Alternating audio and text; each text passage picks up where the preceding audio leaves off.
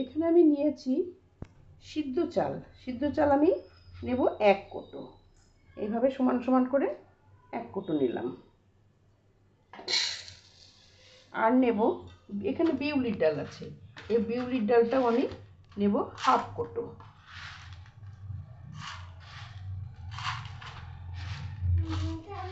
হ্যাঁ বলো।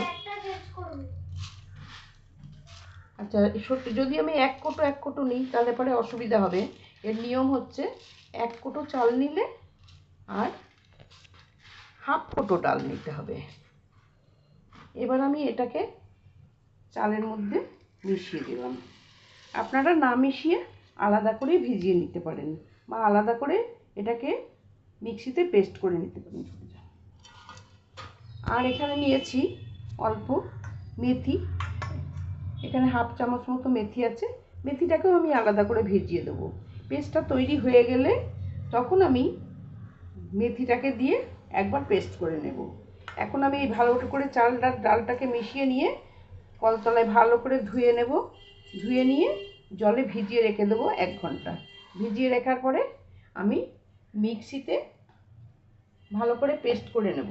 পেস্ট করে নিয়ে আবার এটাকে আমি 3-4 ঘন্টা রেস্টে রেখে দেবো। তারপরে আমি সন্ধ্যার সময়তে, এটা আমি দুপুরবেলা করছি, সন্ধ্যার সময় আমি এটাকে নিয়ে ইডলি তৈরি করব। আর ইডলির চাটনি করার জন্য আমি একটা নারকেল কুড়ে নিয়েছি। এর সঙ্গে আমি কিভাবে চাটনিটা করব সেটা পরে আমি দেখাচ্ছি। নারকেলটাকে আমি ভালো করে পেস্ট করে নেব। পেস্ট করে নিয়ে এর মধ্যে একটু পোস্ত দেব আর একটু চারমগজ দেব। করে নেওয়ার পরে কড়াই ভালো করে সর্ষের তেল ফুটিয়ে নিয়ে সর্ষে, শুকনো লঙ্কা আর কারি পাতা ফোড়ন দিয়ে এই পেস্টটাকে মিশিয়ে নেব। এটাকে কিন্তু ফোটাবো না, কাঁচা থাকবে। এটাই আমি নারকেলের চাটনি বানাবো এইভাবে। এর সঙ্গে পেঁয়াজ, 2 কোয়া রসুনও পেস্ট হবে। এবার তাহলে আমি চালগুলোকে ধুয়ে এখন ভিজিয়ে দিই। চাল আর ডাল ভালো করে ভিজে গিয়েছে। আমি 2-1 বার পিষেও নিয়েছি এতে মিক্সি করে। আর বাটিতে আমি এবার দিয়ে দিচ্ছি চাল আর ডাল অল্প অল্প করে। আমার বাটিটা ছোট, আমি অল্প অল্প করে বাটবো। এতে অল্প একটু জল দিয়ে দেব। জল দিলে তাহলে ব্যাটারটা খুব ভালো হবে। পাতলা হলে বাটিতেও লাগবে না, আবার সহজে এর থেকে ঢেলে নেওয়াও যাবে। আমি মিক্সিতে ভালো করে এটাকে পিষে নিচ্ছি।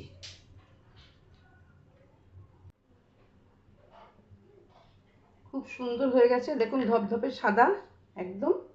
আর আমার যতটুকুনি ঘনত্ব লাগবে সেই রকমই আমি জল দিয়ে এইভাবে ঘন করে করে নিলাম। অতি সহজে পাত্র থেকে পড়েও গেল। এইভাবে আমি সব চাল আর ডালটাকে এই যে বেটে নিয়েছি। এর মধ্যে দিয়েছি আমি একটু লবণ দেব। আর পিষার সময় দিয়েছি বিউলির ডাল, সিদ্ধ চাল আর একটু মেথি ভেজে দিয়ে আমি এবার এটা তৈরি করে নিয়েছি ব্যাটারটা। এটা দিয়ে আমি ইডলি তৈরি করব। এবার আমি এটাকে 3-4 ঘন্টা ঢাকা দিয়ে রেখে দেব। তারপরে ইডলিটা তৈরি করব। এটা না ফুলে উঠলে, একটুখানি না ফুললে ইডলি ভালো হবে না। আর যখন ইডলি আমি পাত্রে দেব তখন এর মধ্যে একটা করে হাতা করে করে দিয়ে আমার ইডলির পাত্র আছে তাতে করেই তৈরি করব। এইভাবে আপনারা গরমের সময় ইডলি, ধোসা আর নানান রকমের ঠান্ডা খাবার খাবেন। ভালো করে স্নান অবশ্যই করবেন আর শরবত খাবেন, পারলে নুন চিনির জল খাবেন, খেয়ে শরীর ঠান্ডা রাখবেন। প্রচণ্ড গরম পড়েছে। আচ্ছা, এবার তাহলে আমি এটাকে একটা পাত্র দিয়ে ঢেকে রেখে দিচ্ছি। আমার সব চাল আর ডালটাকে পেষা হয়ে গিয়েছে। আমার নারকেলের চাটনিটা রেডি হয়ে গেছে, শুধু এখন ফোড়নটা দিতে বাকি আছে। আমি এতে একটু লবণ, 1 টুকরো আদা, 2টো কাঁচা লঙ্কা আর ভাজা বাদাম দিয়ে আর অল্প একটু পোস্ত, নারকেলটাকে বেটে নিয়েছি। আর এখানে আছে ফোড়ন দেব বলে শুকনো লঙ্কা, কারি পাতা আমি শুকিয়ে রেখে দিয়েছিলাম সেই কারি পাতা, সর্ষে, আর আছে অল্প ছোলার ডাল আর একটু বিউলির ডাল। কড়াই আমার তেল গরম হয়ে গেছে। এবার আমি কড়াতে বিউলির ডাল আর ছোলার ডালটা দিয়ে দেব, আর দেব শুকনো লঙ্কা বাটা।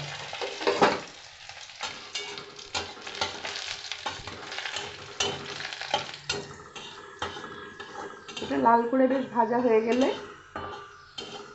তাতে দিয়ে দেবো আমি কারি পাতাগুলো আর সর্ষে।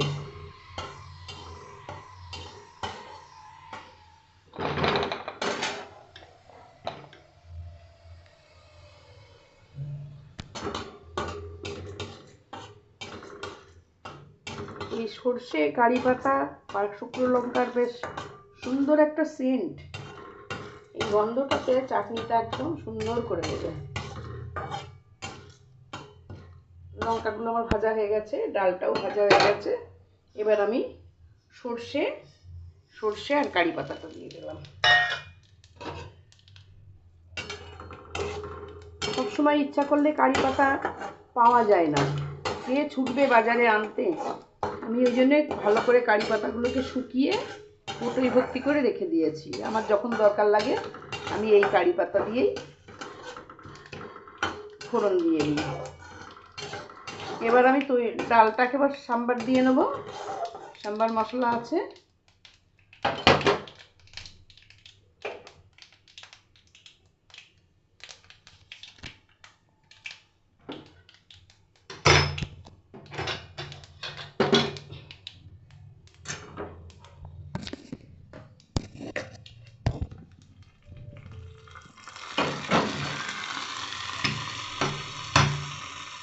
ফোড়নটা আমার দেওয়া হয়ে গেল। এবার এটাকে ভালো করে মিশিয়ে এর সঙ্গে মিশিয়ে দুর্দান্ত খেতে লাগবে। আর একটু রান্না করে নেব আমি সাম্বার ডাল।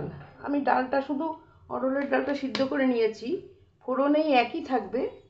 আর দেব একটু তেঁতুল গোলা, আর এতে যা দিয়েছি এই ফোড়নটাই দেব। দিয়ে আমি শুধু ডাল দিয়ে করব, কোনো সবজি দেব না। আমার এখানে ব্যাটারটা রেডি হয়ে গেছে। ডালের আর চালের একটু সামান্য লবণ আর মেথি ভিজে দিয়ে বেটে রেখেছিলাম, এটা হয়ে গিয়েছে।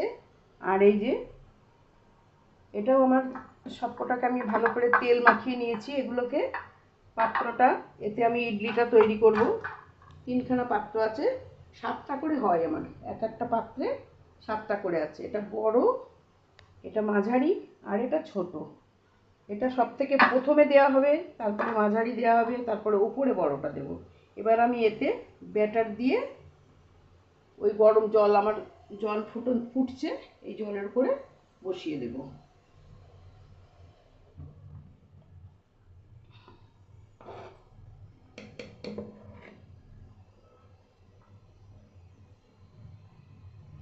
ব্যাটারটা ভালো করে সমান করে দিতে হবে।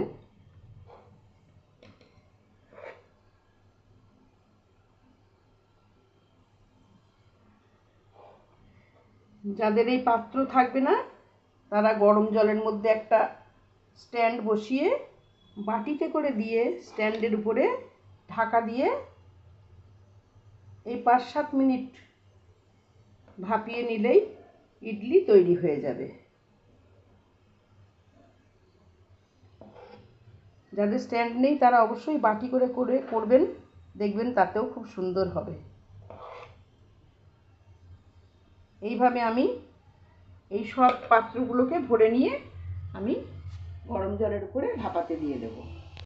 আমি পাত্রে ইডলিগুলো সব দিয়েছি, দিয়ে গরম জলের উপরে ভাপে দিয়ে দিয়েছি।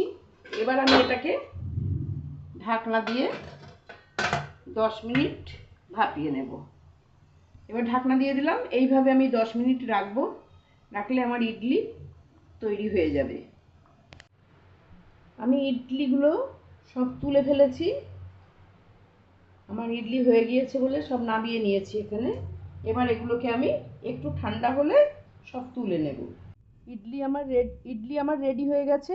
ইডলিগুলোকে আমি এবার তুলে নিয়েছি, চামচ দিয়ে ভিতলা ইয়ে করে তুলে রেখেছি, এক এক আমি এবার রাখছি। এখনও গরম আছে, আর একটুখানি ঠান্ডা হলে ভালো হতো, হাতে লাগছে আমার। কিন্তু ইডলি রেডি। এই যে দেখুন কত সুন্দর নরম হয়েছে ইডলিটা। আর এদিকে আমার সাম্বার তৈরি হয়ে গেছে। মটর ডাল, শুকনো লঙ্কা, মটর ডাল সিদ্ধ করে নিয়েছি, শুকনো লঙ্কা, কারি পাতা, সর্ষে ফোড়ন দিয়েছি, এতে দিয়েছি একটু সাম্বার মশলা, আর দিয়েছি একটু তেঁতুল গোলা আর লবণ। আর চাটনি তো বলেই দিয়েছি আগে কি করেছি, এটা নারকেলের চাটনি। আমাদের রাত্রের ডিনার রেডি। আরও সব তৈরি হচ্ছে ইডলি, সেগুলো সব তুলে নিয়ে আসবো। আপনাদের যদি পছন্দ হয় আমার রান্না, তাহলে একটা কমেন্ট করতে ভুলবেন না। যারা ইউটিউব দেখছেন তারা একটা সাবস্ক্রাইব করে দেবেন, আর যারা ফেসবুক দেখছেন তারা একটা ফলো করে দেবেন।